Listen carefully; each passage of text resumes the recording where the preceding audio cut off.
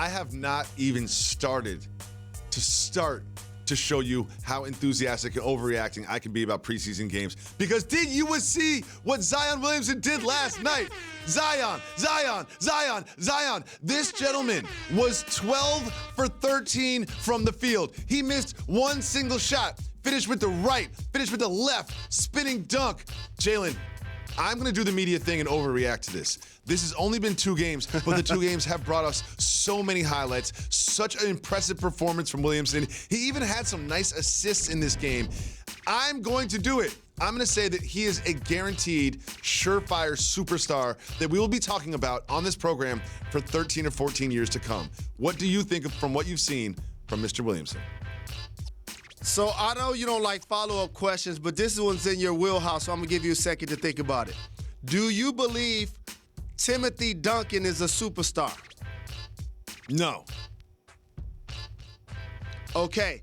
See, that's where the fork in the road happens between you and I's views, and you go straight. To me, a superstar has 2 things, not just one. The ability to win because we have you, like we've seen some of the best players of all time do. Magic and Bird, Dr. J, Michael Jordan, Isaiah Thomas, Hakeem Olajuwon, Shaquille and Kobe, LeBron James, Dwayne Wade.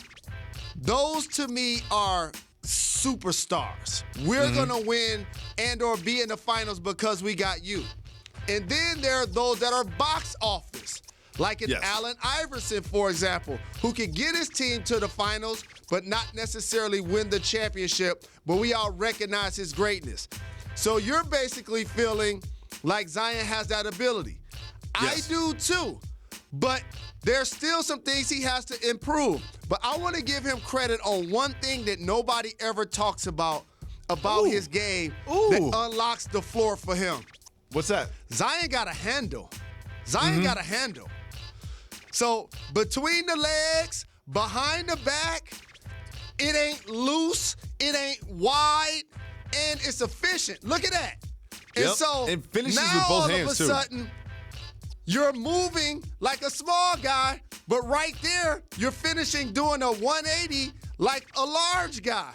And here's another thing that people should start talking about Zion's game.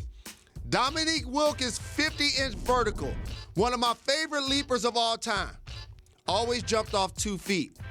Michael Jordan, terrific leaper, could kiss the rim off 2 feet, but also jump from the free throw line with one hand.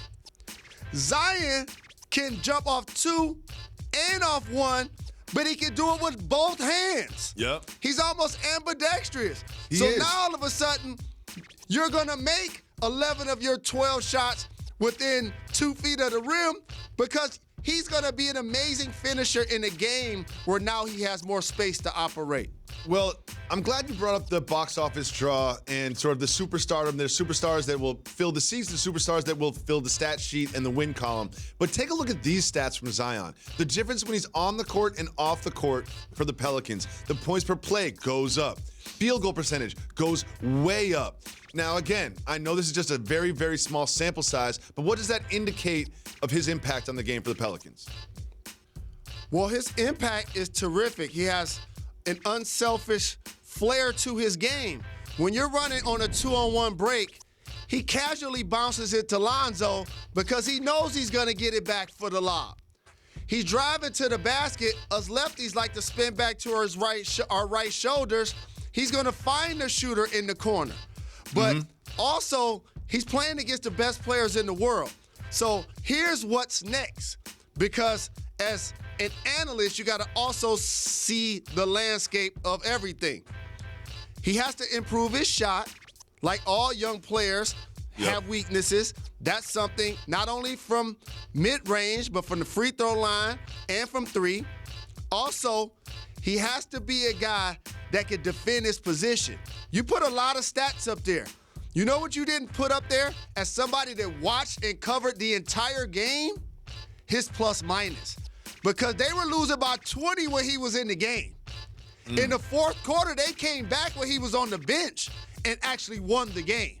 So there is some levels to improvement, but it should be. It's only a second preseason game.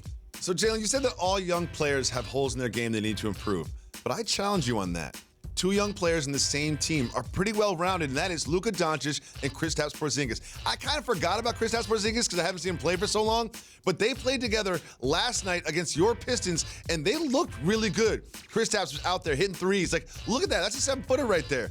Jalen, I don't know if this is going to be a contending team, but they might be a playoff team, but they're definitely on my league pass list. What did you see from KP and Luka?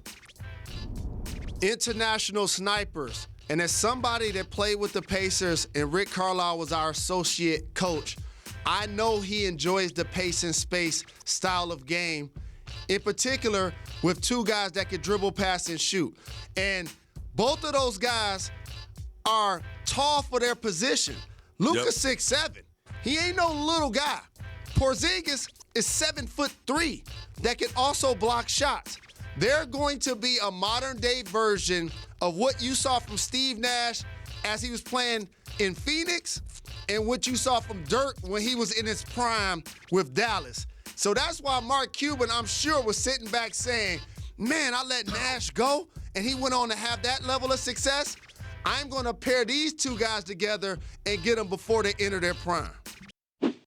Thanks for watching ESPN on YouTube. For more sports, highlights, and analysis, be sure to download the ESPN app. And for live streaming sports and premium content, subscribe to ESPN Plus right now.